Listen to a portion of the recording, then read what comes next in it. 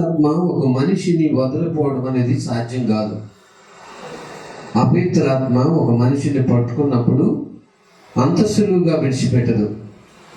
అపవిత్రాత్మ మనుషులను అపవిత్రపరిచే అపవిత్రాత్మ ఒక రకంగా దయ్యము. అపవిత్రాత్మ ఒక వ్యక్తిలో క్రియ చేస్తాడు, ప్రతి సందర్భంలో కూడా క్రియ చేస్తాడు. అపవిత్రాత్మ ఎప్పుడూ కూడా మనిషి శరీరముని బేట్ చేసుకుంటాడు. మనిషి శరీరం ద్వారానే దేవునికి అభ్యంతరకరమైన పనులు చేపిస్తాడు. అందుకని అపవిత్రాత్మ ఒక వ్యక్తి హృదయంలో ప్రవేశించినప్పుడు ఇక అపవిత్రమైన ఆలోచనలతోనూ, అపవిత్రమైన తలంపులతోనూ, అపవిత్రమైన కోరికలతోనూ, అపవిత్రమైన ఇచ్చలతోనూ, అపవిత్రమైన మార్గములను వెతుకుతోనూ నింపుతాడు. అపవిత్రమైన వాటిని అన్నిటినీ వెతికిస్తాడు. ఎందుకంటే హృదయం నిండిన దాన్ని బట్టి మన మనసు లేక మన నోరు కూడా అలాగే ప్రవర్తిస్తుంది. అందుకని అపవిత్రాత్మ ఒక మనిషిలోనికి వచ్చినప్పుడు అన్ని అపవిత్రమైన పనులే చేపిస్తాడు. అపవిత్రమైన చూపులు చూడమంటాడు, అపవిత్రమైన ఆలోచనలు, అపవిత్రమైన క్రియలు, అపవిత్రమైన ప్రవర్తన, అంత అపవిత్రమైన జీవితానికి మనుషుల్ని ప్రోత్సహిస్తాడు. ఎందుకంటే గెరాసేను ప్రాంతంలో ఉన్నటువంటి యవనస్తుడు అంత అపవిత్రమైన విధానంలోనే అతను ఏం చేశాడు, నడిపించేశాడు. ఇంటి దగ్గర ఉంచలా, అంత పాడు చేసేసాడు. కాబట్టి ఒక వ్యక్తిలో అపవిత్రాత్మ ఉండినప్పుడు ఆ వ్యక్తికి తెలీదు అసలు నాలో ఒక అపవిత్రాత్మ ఉన్నదని. ఏ వ్యక్తికి తెలీదు, కానీ ఆ వ్యక్తి క్రియల ద్వారా మాత్రమే అది ఉన్నదని తెలుసుకోగలం. అపవిత్రమైన క్రియ ఎవరిలోనైతే జరుగుతుందో అక్కడే అపవిత్రాత్మ ఆ వ్యక్తిలో ఉండి ఆ పని చేపిస్తున్నాడు అని అర్థం. అపవిత్రమైన సంభాషణ, అపవిత్రమైన మాటలు, ఇచ్చతో కూడిన మాటలు, ఇవన్నీ కూడా అపవిత్రాత్మ ఒక వ్యక్తిలో ఉండి చేసే పనులు. అపవిత్రాత్మ ఒక వ్యక్తిలో పని చేస్తున్నప్పుడు పవిత్రతను గురించి ఆ వ్యక్తిని ఆలోచింపనియ్యడు. అసలు పవిత్రత అంటే గిట్టనియ్యడు, వాక్యం అంటే గిట్టనియ్యడు, ప్రార్థన అంటే గిట్టనివ్వడు. అసలు దేవుని సన్నిధి అంటే అసలు ఒప్పుకోడు. ఎందుకంటే లోపల ఉన్నవాడు అలాంటి వాడు. అపవిత్రాత్మ లోబడనియ్యడు, తగ్గించుకోనివ్వడు. అపవిత్రాత్మ ఎప్పుడు అపవిత్రమైన విధంగానే ఆలోచింపజేస్తాడు. అందుకని ఒక వ్యక్తిలో వదిలిపోవాలంటే అది సాధ్యం కాదు. ఒక వ్యక్తిలో అపవిత్రాత్మ వదిలిపోవాలంటే అంత సాధ్యమైంది కాదు. మరి ఎప్పుడు వదిలిపోతుందంటే చూడండి, లూకా సువార్త 8వ అధ్యాయం, లూకా సువార్త 8వ అధ్యాయం 2వ వచనం. 12 మంది శిష్యులను, అపవిత్రాత్మలను, వ్యాధులను పోగొట్టబడిన కొందరు స్త్రీలను, అనగా 7 దయ్యములు వదిలిపోయిన మగ్దలేన అనబడిన మరియు హేరోదు యొక్క గృహ నిర్వాహకుడగు కూజా భార్యకు యోహన్నయు సుసన్నయు. అపవిత్రాత్మలను, వ్యాధులను పోగొట్టబడిన కొందరు స్త్రీలు ఏం చేస్తున్నారంట? యేసు ప్రభుకి పరిచర్య చేస్తున్నారు. కింద ఇంకా చదివితే ఉంది, ఏం చేస్తున్నారు? తమకు కలిగిన ఆస్తితో. ఎందుకంటే అపవిత్రాత్మ ఉంటే పరిచర్య చేయనివ్వడు, ఉపచారం చేయనివ్వడు, లేక పరిచర్య చేయనివ్వడు. అపవిత్రాత్మ ఉంటే దేవునికి లోపడినవాడు, దేవుని వాక్యానికి లోపడినవాడు, భక్తి చేయనివ్వడు. నాకు చాలా సినిమాలు ఉన్నాయని చెప్తాడు, నాకు సినిమాల్లో ఉన్న ఆనందం భక్తిలో లేదని చెప్తాడు. సినిమా పాటల్లో, సినిమా డ్యాన్స్లో, సినిమా యాక్టర్లను బట్టి వచ్చే ఆనందం భక్తిలో నాకు కనపడలేదని చెప్పిస్తాడు. ఎందుకంటే అపవిత్రాత్మ ఆ వ్యక్తిలో ఉండి పనిచేస్తున్నాడు అనమాట. అందుకనే ఆ అపవిత్రాత్మ ఏంటి, నువ్వు యేసుప్రభు అనే ఆయన పాట పెట్టుకున్నావు, నీ కాలర్ టోన్గా సినిమా పాటే పెట్టు, నువ్వు ఆనందించాలంటే అంతే కదా అని చెప్తాడు. ఇలా అపవిత్రాత్మ ఒక వ్యక్తిలో పని చేయటం ప్రారంభించాడు అంటే ఇంకా దేవునికి దూరంగా, భక్తికి దూరంగా, వాక్యానికి దూరంగా, సత్యమునకు దూరంగా, నీతికి దూరంగా, వెలుగునకు దూరంగా చేస్తాడు. ఇది అపవిత్రాత్మ చేసే పని. ఇంకా చాలా చేస్తాడు. కానీ ఇక్కడ అపవిత్రాత్మ వదిలిపోయింది అంటే దేవుని దగ్గర రావడం చేతనం, వాక్యం వినడం చేతనం, లేక యేసు ప్రభు యొక్క స్పర్శ ఆ వ్యక్తికి తాగటం చేతనం, యేసు ప్రభు స్పర్శ ఆ వ్యక్తికి ఆ ప్రభు ముట్టుకోవడం చేతనం అపవిత్రాత్మ మనిషిలో ఉండదు, పోతుంది. అంటే ఆ అపవిత్రమైన జీవితం అనే దానికి స్వస్తి చెప్పి పవిత్రమైనటువంటి జీవితానికి మన మనస్సుకి సిద్ధపడద్దు అన్నమాట. ఇంక పవిత్రంగా ఉండాలి, ఏదేమైనా పవిత్రంగా జీవించాలి అని సిద్ధపడుతుంది. ఎందుకంటే ఇప్పుడు అపవిత్రాత్మ అనేది ఎలా ఉంటుంది అంటే ఎలా అర్థం కాదు అంత సులువుగా. ఇప్పుడు ఒక ఇంట్లో దొంగడు వచ్చినప్పుడు ఎదురు తలుపు కొట్టగానే ఆ ఇంట్లో ఉన్నటువంటి వాళ్ళ అబ్బాయికి దొంగోడు అంటే చాలా భయపడ్డాడు. పోలీసుల కంటే మరీ భయం. దొంగోడు వచ్చాడు అంటే చాలా భయం, ఏం చేస్తుండోందని. అయితే దొంగోడు దొంగలు వస్తున్నారని తెలుస్తానికి ఒక రోజున తానున్న ఇంటికి వచ్చి తలుపు గుద్దేసి లోపలికి వచ్చేసేసరికి అల్లాడిపోతున్నాడు. లోపల ఏమైపోతున్నాడు? ఇంట్లో అల్లాడిపోతున్నాడు. ఆ గదిలో అటు ఇటు ఉరుకుతున్నాడు. ఏం చేయటానికి? ఎటుకొటు తప్పించుకోవడానికి అల్లాడిపోతూ తరలిపోతున్నాడు. నాన్న దగ్గరికి వెళ్దామని ప్రయత్నం చేశాడు. చేస్తే ఆ చీకట్లో ఏం చేయట్లా, కనపడట్లా. సరే అటు ఇటు పరిగెత్తేసరికి నాన్న లేచి వచ్చాడని చెప్పేసి గట్టిగా ఆ నాన్న ఎదురు గట్టి పట్టుకున్నాడు. ఎవరతను? దొంగడు పట్టు. ఎవరిని పట్టుకోపోయి?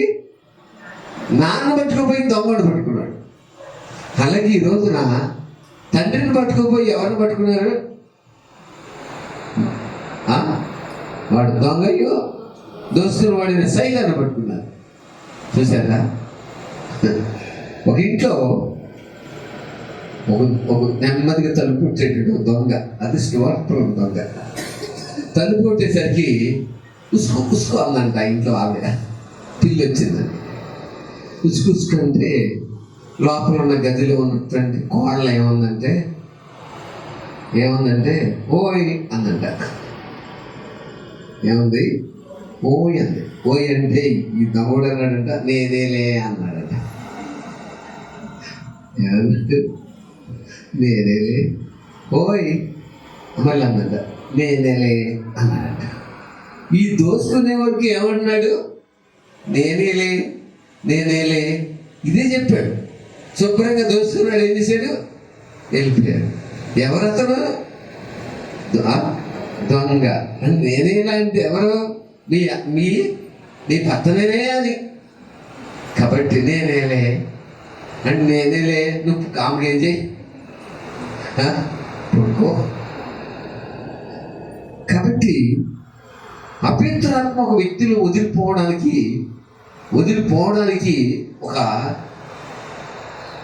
ఒక టెక్నిక్ ఏంటంటే ఉపవాసం ఉండి ప్రార్థన చేస్తే అపవిత్రాత్మ మనిషిలోంచి బయటికి పోతుంది. ఉపవాసం ఉండి ప్రార్థన చేయాలి. నాలో అపవిత్రాత్మ పనిచేస్తుంది. అసలు చాలా అపవిత్రమైన సూపులతో చంపేస్తుంది, అపవిత్రమైన ఆలోచనలతో చంపేస్తుంది, అపవిత్రమైన కార్యాలు చేపించేస్తుంది, నా జీవితాన్ని పాడు చేసేస్తుంది. అసలు చదవనివ్వట్లేదు, లేక పని చేసుకోనివ్వట్లేదు. రూములో ఒంటరిగా ఉన్నానంటే గలిబిలి చేసేస్తుంది, కలవరపని చేస్తుంది అని ఒక వ్యక్తికి తెలిసినప్పుడు ఉపవాసం ఉండి ప్రార్థన చేసుకుని పట్టుదలతో ప్రార్థన చేసుకున్నప్పుడు ఖచ్చితంగా ఆ వ్యక్తి నుంచి అపవిత్రాత్మ పెళ్ళగించబడుతుంది. ఒక చెట్టు పెళ్ళగించబడినట్లు పెళ్ళగించబడుతుంది. ఎప్పుడైతే పెళ్ళగించబడుతుందో అప్పుడు బయటకు పోతుంది, ఇంక ఉండదు. బయటకు పోతుంది. అప్పటి నుంచి మనకి ఏమనిపిస్తుంది అంటే, అబ్బా ఎంత ప్రశాంతంగా ఉంది నా జీవితం, నిజంగా నాకు ఎంతో, నా శరీరం ఎంతో ఇదివరకు నన్ను చాలా ఇబ్బంది పెట్టింది, చాలా కలవరపరిచింది, ఇప్పుడు ఎంత ప్రశాంతంగా ఉంది అనిపిస్తుంది. అయితే ఇలా జరుగుతున్న కొలది మనం ప్రార్థన చేసుకుంటూ ఉంటాం, వాక్యం చదువుతూ ఉంటాం, దేవుని సన్నిధికి వస్తూ ఉంటాం, క్రమంగా వస్తూ ఉంటాం, ఇలా బాగానే జరుగుతుంది. ఇలా జరుగుతున్న తర్వాత ఈ రాను రాను ఎప్పుడు వినే వాక్యమేలే అని చెప్పి మనసు పెడతాడు. ఎవరు? ఈ వెళ్ళిపోయినోడే. ఎప్పుడు వినే వాక్యమేలే, ఎప్పుడు చేసే ప్రార్థనలే, ఏముందలే అన్నట్టు మనసు పెట్టి ఇక ఆ విషయంలో నిర్లక్ష్యము చేసేటట్టు చేస్తాడు. నిర్లక్ష్యం చేసేటట్టు, నిర్లక్ష్యంగా ఉండేటట్టు సిద్ధం చేస్తాడు. ఎందుకంటే ఇతను వదిలించిన ఇల్లు చాలా బాగుంది, ఏం చేయించాలంటే చేయించేశాడు. మందు తాగాలంటే మందు తాగిచ్చేసాడు, వ్యభిచారం చేయాలంటే వ్యభిచారం చేయించేశాడు, లేకపోతే రకరకాల వ్యసనాలంటే ఇచ్చాడు, రకరకాలుగా ఎలా జీవించాలో అలా జీవింపజేసేసాడు. కానీ బయటికి పోయాడు, ప్రార్థన చేసుకోవడం ద్వారా, ప్రభు స్పర్శ ద్వారా బయటికి పోయాడు. బయటికి పోయిన తర్వాత తిరుగుతూ ఉన్నాడు. తిరుగుతుంటే తనకు అనుకూలంగా లోబడే వాళ్ళు ఎక్కడ కనబడలా, అసలు ఎక్కడ కనబడలా. ఏం చేయాలో తనకు అర్థం కాల. నీరు లేని చోట తిరుగుతున్నాడు అంటే తనకు అనుకూలమైన ప్రదేశము దొరక్క ఏం చేస్తున్నాడు, తిరుగుతున్నాడు అనమాట. అంటే తన మాట విని లోబడి, తన ప్రేరేపణకు లోబడి, తన పిచ్చి పనులన్నీ చేసేవాళ్ళు ఎక్కడ కనపడలా. మళ్ళీ ఏం చేశాడంటే, ఇంతకాలం నేను టైం అంతా వృధా చేసేస్తున్నాను, మళ్ళీ నేను విడిచి వచ్చిన ఇల్లు ఎలా ఉందో ఏం చేస్తాడు, ఒక కన్ను ఇచ్చి చూస్తాడు అనమాట. చూసి ఈ ఇల్లు ఎలా ఉందో చూస్తాడు. నేను పాడు చేసినట్టుగానే ఉందా, లేక ఏమైనా బాగుపడిందా చూస్తాడు. వచ్చి చూసేసరికి అది ఎలా ఉందంట, ఊడ్చి అమర్చబడి ఉంది. చాలా చక్కగా అందంగా ఉంది. ఊడ్చారు, చక్కగా అమర్చబడి ఉంది. ఊడ్చి అమర్చబడిన తర్వాత అక్కడ పరిస్థితి ఎలా ఉన్నది అంటే, ఊడ్చి అమర్చబడిన తర్వాత అక్కడ దేవుడు లేదు. ఆ ఇంట్లో ఆదరణకర్త లేరు. ఆదరణకర్త ఏమన్నారు, మీతో ఉంటాను, మీలో ఉంటాను, మిమ్మల్ని అనాథులుగా విడమని అన్నారు. ఇప్పుడు ఆ ఇంట్లో ఆదరణకర్త లేరు. ఎందుకంటే యేసు ప్రభు ఏం చెప్పారు, నేను పరలోకమునికి వెళ్ళిన తర్వాత ఆదరణకర్తను మీ యొద్దకు పంపిస్తాను, ఆయన మిమ్మల్ని అనేక విషయాల్లో ఏం చేస్తారు, ఆదరిస్తారు అన్నారు. ఇప్పుడు ఆదరణకర్త లేరు ఆ ఇంట్లో. ఇల్లు ఊడ్చి అమర్చి బాగుంది, ఆదరణకర్త లేరు. ఆదరణకర్త లేరు అంటే ఎవరు లేరు. అక్కడ ఏమని రాయబడిందంటే, ఆ ఇంట ఎవరునూ లేక, ఆ ఇంట్లో ఎవరు లేరు, అసలు ఎవరు లేరు అనమాట.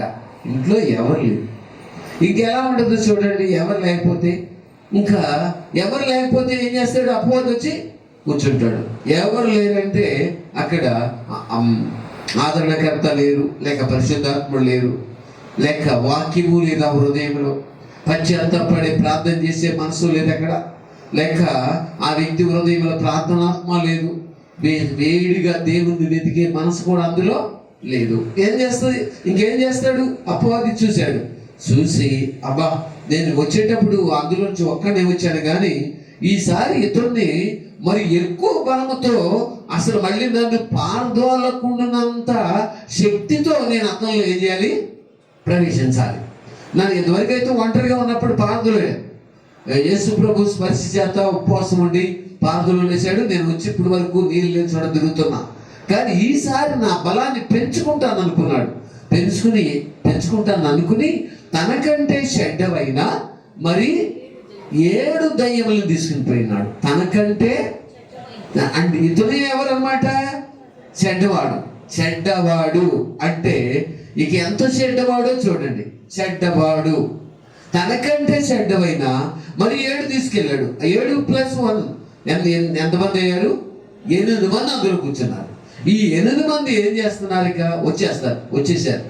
8 మంది అమర్చబడిన ఇంట్లో ఉండిపోతే అప్పటి వరకు పోట్లాడటం చేత కానీ ఈ అమ్మాయి పోట్లాడుతుంది, లేక అప్పటి వరకు దెబ్బలాడటం చేత కానీ ఈ అబ్బాయి దెబ్బలాడేస్తున్నాడు. అప్పటి వరకు పంతాలు లేనిటువంటి ఈ అమ్మాయి పంతం పెట్టుకుంటుంది. అంతవరకు కోపం ఏంటో తెలియని ఈ అబ్బాయికి ఊరికినే కోపం వచ్చేస్తుంది. అప్పటి వరకు లోబడి చక్కగా ఎదురు చెప్పని ఈ మనిషి ఇక మాటికి ఎదురు చెప్పేస్తున్నాడు. అంటే తనకంటే చెడ్డ గుణము, చెడ్డమైన 7 వచ్చేసినాయి. ఇప్పుడు 8 అయిపోయింది. ఇక ఎదురు చెప్పేస్తున్నాడు లోబట్లా. అసలు ప్రార్థనకి వెళ్దామంటే నువ్వు పో అంటున్నాడు. అంటే ఎదురు చెప్పేస్తున్నాడు. లోబడే మనసు రాట్లా. చదువు అంటే నువ్వు చదవడం నాకు తెలుసులే, నువ్వు ఆగు అంటున్నాడు. పెద్ద చదివేవులే నువ్వు అంటున్నాడు. అంటే అంతా ఎదురు చెప్పిస్తున్నాడు. లోపల చెడ్డవాడు, చెడ్డ దయ్యములు 8 ఉన్నాయి. తనకంటే చెడ్డమైనవి అంటే ఇంకా తనకంటే ఇంకా హై రేంజ్లో చెడ్డవి తెచ్చేసాడు. ఇప్పుడు ఎలా ఉందంటే ఒకప్పుడు కొంతవరకు చీకటిగానే ఉంది ఆ హృదయము.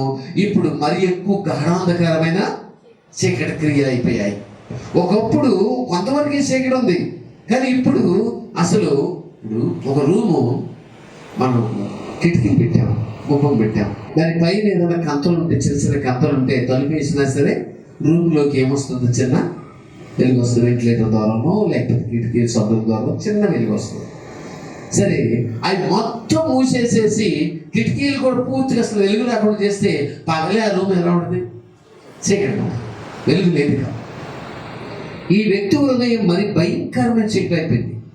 ఇలాంటి చీకటితో ఉండినటువంటి మనసు ఎప్పుడైతే మనిషిలో వచ్చిందో ఇక తిరుగుబాటు చేయడము, మాట్లాడితే కోపపడము, లోపడకుండా ఉండడము, తనకి ఇష్టమైన పిచ్చి పిచ్చి పనులన్నీ చేయడము, తిట్టడము, కొట్టడము, తన్నడము, ఇంట్లోంచి పారిపోవడము, అలిగి అన్నం తినకపోవడము, లేకపోతే మనుషుల మీద మోమాట పడి నేను ఇప్పుడు కనుక పారిపోతే వీళ్ళు నన్ను ఎలా ఎత్తుకుంటారో చూస్తానని అదొక రకమైన మోమాటము రావడము, లేక అదొక రకమైన అలుగుడు రావడము, ఇవన్నీ ఆ మనుషుల మీద అలిగే మనసును పెట్టేస్తాడు.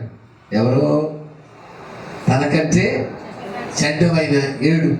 కొంతమంది ఏం చేస్తారు, అసలు ఏమి మాట అనకుండానే సంచి సర్దులేసుకుని పుట్టింటికి ప్రయాణం అవుతారు. ఏంటంటే ఏదో చిన్న మాట వంక తీసుకుని ఏం చేస్తారు, ఇంకెళ్ళిపోతారు. ఇంకా అసలు ఆగమన్నా ఆగరు. చాలా పట్టుదలగా, పౌరుషంగా వెనక్కి కూడా తిరిగి చూడకుండా వెళ్ళిపోతూ ఉంటారు. ఎందుకంటే లోపల ఉన్న వాళ్ళు 8 మంది ఉన్నారు. ఈ 8 మందికి కూడా నువ్వు వెనక్కి చూస్తావా? నువ్వేంటి అసలు నీ స్థితి ఏంటి? ఈ ఇంట్లో నీకు గౌరవం ఉందా? లేక ఈ ఇంట్లో నీకు అసలు అందరూ నిన్ను ప్రేమిస్తున్నారా? నిన్ను పట్టించుకుంటున్నారా? సంఘములో నీ పేరు ఏమన్నా బయటకు వస్తుందా? సంఘములో నీ గురించి ఏమన్నా చెప్తున్నారా? అసలు నిన్ను ఏమన్నా హైలైట్ చేసి చెప్తున్నారా? నేను అసలు నీ గురించి ఏం చెప్పట్లేదు కదా, ఇంకేంటి నువ్వు అన్నట్టు అంత వ్యతిరేకమైనటువంటి ధోరణితోనే నింపేస్తాడు. నీ భార్య ఎప్పుడు నిన్ను విషయంలో సనగడం గొడవడమే ఏంటి? అసలు నువ్వంటే లెక్క ఉందా? అసలు నీ భర్త అసలు ఏమైనా నిన్ను ప్రేమిస్తున్నాడా? అసలు ఏమైనా ఉందా? ఎప్పుడు స్వరం అంటూ ఎప్పుడు మాట్లాడుతూ కోపంతో ముభంగా తిరుగుతూ ఉంటాడు. ఎప్పుడో వస్తాడు, వచ్చి మందు తెచ్చుకుని వస్తాడు, తలుపు కాలుతో తన్నేస్తాడు. ఎప్పుడు ఇదే గొడవ కదా. ఏముంది అసలు నీకు? ఈ ఇంటిలో ప్రాధాన్యత లేదు, సంఘంలో కూడా నీకు ఒక గుర్తింపు కనపట్లా. ఎందుకంటే అందరికీ గుర్తింపు వస్తుంది, నీకు రాట్లా. ఇవన్నీ వ్యతిరేకమైన ఆలోచనలన్నీ మనిషిలో పెట్టేసేసి మనిషిని ఏం చేస్తాడు? శోధించడం ప్రారంభిస్తాడు. ఇక శోధిస్తాడు. అసలు నీకు ఒక పాట పాడటానికి నువ్వు అవకాశం ఉందా? లేదు. లేకపోతే ఇంకేదో చెప్తాడు. రేపు గుడ్ ఫ్రైడే వస్తే ఒక వాక్యం చెప్పమంటారా? చెప్పమనరు, వాళ్ళే చెప్పేస్తారు. ఇలా కొన్ని వాటిని జ్ఞాపకం చేసి మనుషుల హృదయాన్ని వ్యతిరేకంగా ఏం చేస్తాడు? మార్చేస్తాడు. సమయానికి వెళ్దామంటున్నావు ఏంటి? 7ంటికి సమయము, నిజమే 7ంటికి అందరూ వచ్చేస్తున్నారా? నువ్వే ముందు ఎందుకు వెళ్ళిపోతావు? అసలు అవసరం లేదు. నువ్వు ఎప్పుడు వెళ్ళినా ఏం కాదు, నువ్వు ఇలాగే వెళ్ళాలి, నువ్వు ఇలా క్రమం అవసరం లేదు నీకు, నువ్వు ఇలా అక్రమంగా ఉండాలని చెప్పి ఏం చేస్తాడు? మనుషుల్ని ఏం చేస్తాడు? క్రమం తప్పి నడిచేలాగా చేస్తాడు. ఏదో ఒక రకంగా మనుషుల్ని చెడ్డ లక్షణాలతో నింపేస్తాడు. ఎందుకు నీకు అంత క్రమం ఎందుకు? అవసరంలా. ఎప్పుడు వెళ్ళినా ఏం కాదు, ఎప్పుడు వెళ్ళినా వాక్యమే కదా, ఎప్పుడు వెళ్ళినా చర్చే కదా, ఏంటని పోయేది? అంతేమవసరంలా. ఏదో సమయంలో వెళ్ళావు, అదేమి వీళ్ళు వెళ్తే వెళ్ళు, లేకపోతే లేదు. లేకపోతే ఏదో సాకు చెప్పేసుకో, లేకపోతే ఇలా తలనొప్పి ఉందని, కడుపు నొప్పి ఉందని అబద్ధాలు చెప్పేసి ఏం కాదు. ఏమో అక్కడ ఎవరు నీకు మాట్లాడరు, నువ్వు బాగోలేకపోతే రాలేదని వాళ్ళకి తెలుసు కదా, ఇలా చెప్పేసి. చూసారా ఎన్ని రకాలుగా ఏం చేస్తున్నాడు అని ప్రయత్నము చేస్తున్నాడు, ఎన్నో రకాలుగా ప్రయత్నం చేస్తాడు. ఇలా మనుషుల మనసులను తన స్వాధీనంలో ఉంచుకొని తనకి ఇష్టమైన విధంగా చేస్తాడు. ప్రార్థనకి వెళ్ళకుండా ఆపేసేసి ఒక ఆలోచన పెడతాడు. ఇదిగో నీతో పాటు పనిచేసే ఒక కొలిగ్ ఉన్నారు కదా, ఆయన మొన్న ఎప్పుడు రమ్మన్నట్టున్నారు, అదేదో ఈరోజు నువ్వు వెళితే బాగుంటుంది కదా, వెళ్ళిపో అని చెప్పేసి అక్కడ పంపించేసి అక్కడ ఇంటికి వెళ్ళినప్పుడు వాళ్ళు ఏం చేస్తారు, సినిమా చూస్తూ ఉంటారు. సినిమా చూస్తూ ఉంటే ఏంటి సార్ ఇలా వచ్చారు, ఓకే మొన్న వస్తున్నా, నన్ను రాలేకపోయారని అందుకే రోజు వచ్చారు, ఓకే కూర్చోండి, మంచి సీన్ జరుగుతుందండి, మీరు కూడా ఒకసారి ఏం చేయండి, ఇదేం జరుగుతుందో చూద్దాం, ఒకసారి ఉండండి, ఏమనుకోవద్దు, కూర్చోండి అని అంటే ఏం చేస్తున్నారు, ఈయన కూర్చోండి, ఏం చూస్తున్నారు, సినిమా చూస్తున్నారు అంతే. అంటే ఎక్కడికి తీసుకెళ్ళాడు, ఇప్పుడు సత్యమును తప్పించి ఏం చేశాడు, అపవిత్రమైనటువంటి వాటి దగ్గరికి తీసుకుని పోయినాడు. ఇలాగే తప్పిస్తాడు. ఇలాగే ఆ భార్య మీద అనుమానం పెట్టి, నీ భార్య అంత కరెక్ట్గా ఉందని నీకు తెలుసా, అసలు ఎంతమందితో మాట్లాడి ఎన్ని రకాలుగా ఎంతమందితో మాట్లాడి సంభాషణ చేసి అంటే నువ్వంటే లెక్క లేకుండా ఎన్ని రకాలుగా జీవిస్తున్నావు నీకు తెలుసా, అసలు నీకేం తెలుసు, నీకేం తెలీదు అని చెప్పేసి భార్య మీద అనుమానం పెడతాడు, భర్త మీద అనుమానం పెడతాడు, ఇలా రకరకాలుగా సేవకుల మీద అనుమానం పెడతాడు, లేక సేవకుల బిడ్డల మీద అనుమానం పెడతాడు, విశ్వాసుల మీద అనుమానం పెడతాడు. రకరకాలుగా వ్యతిరేకమైన భావముతో మనిషి హృదయాన్ని తనకంటే చెడ్డమైన ఏడు తెచ్చి మనుషులు చెడ్డ లక్షణాలతో ఏం చేస్తాడు, చెడ్డ ఆలోచనలతో, చెడ్డ తలంపులతో, చెడ్డ గుణాలతో నింపేస్తాడు.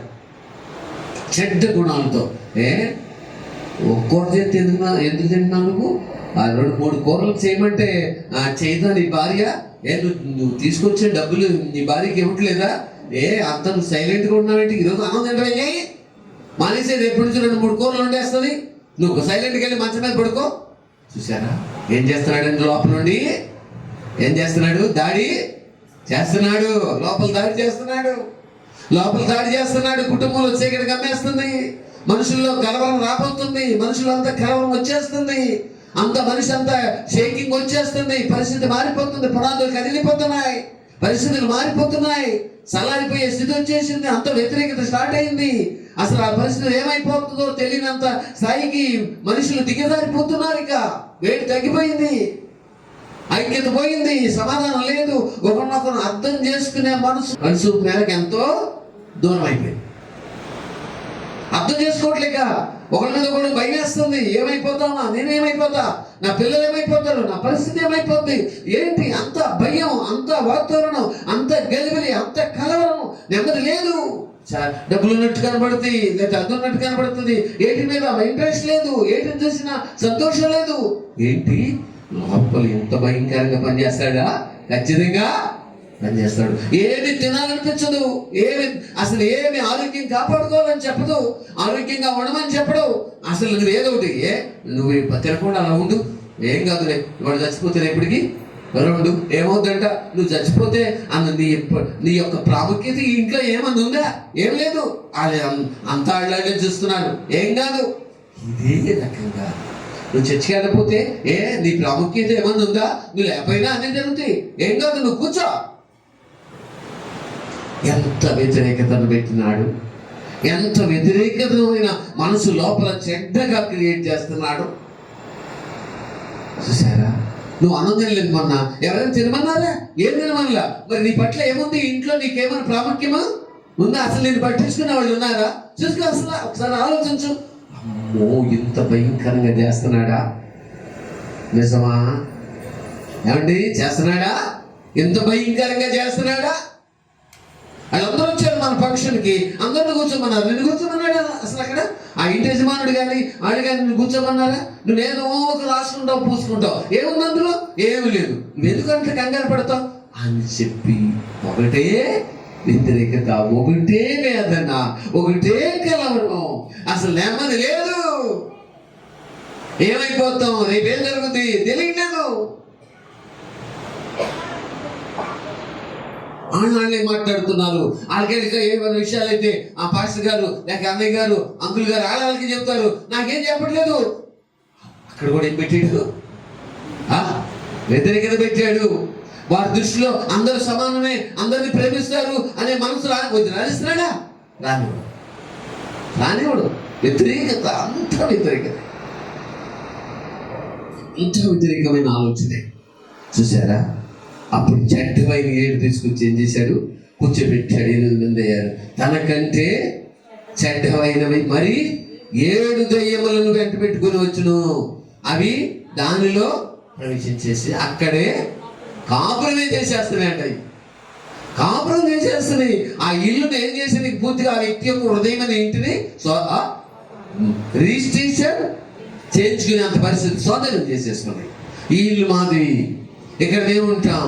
ఈరోజు ఆదివారమా, ఆదివారమా, తెల్లవారుజామున లేవాల్సిన పనిలా, పడుకో, నువ్వు వెళ్ళకపోతే ఏం కాదు. చాలా మంది వెళ్తారులే. ఏం పెడుతున్నాడు లోపల? వ్యతిరేకత, బలార్దన. ఏం బలార్దన తీసుకుంటావు? అంతా వాళ్ళందరూ తీసుకుంటే చాలే, నీకేం అవసరం లేదు. ఎందుకంటే నువ్వే ఇప్పటికే నీ నోరు ఏం చేసుకున్నావు? పాడు చేసుకున్నావు. ఈరోజు నువ్వేం చేసుకోవడం? బలార్దన తీసుకోవడం. నీ హృదయం పాడైపోయింది, నీకు బలార్దన. నువ్వు తప్పించుకో ఏదో రకంగా.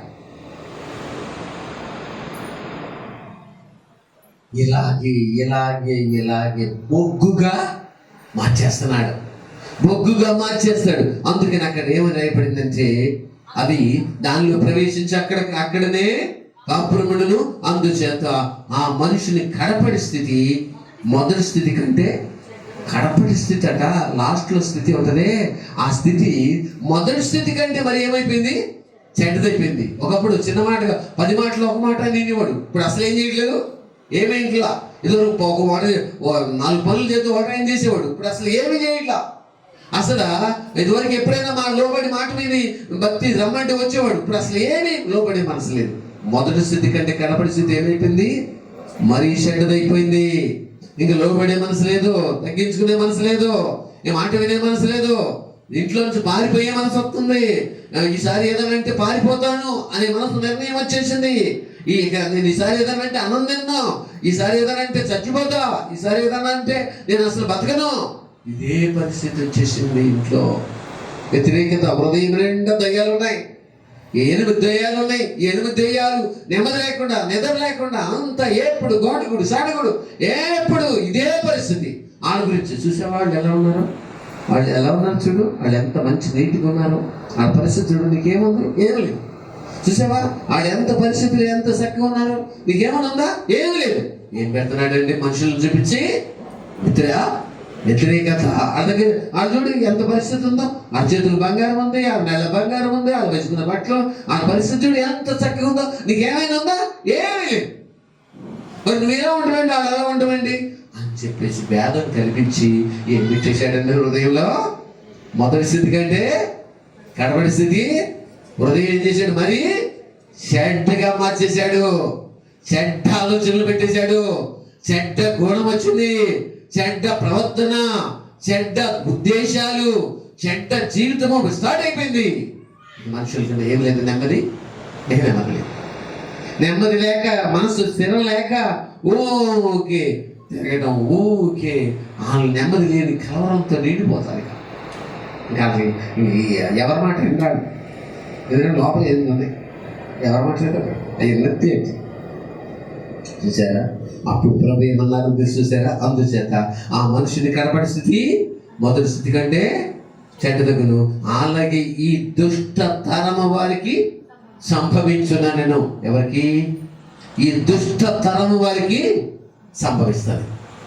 దేవుని వాక్యానికి లోబడిన దుష్ట తరం వారికి, మారు మనసు పొంది పడిపోయిన దుష్ట తరం వారికి, మారు మనసు పొంది లోకమును చూసి పడిపోయిన దుష్ట తరం వారికి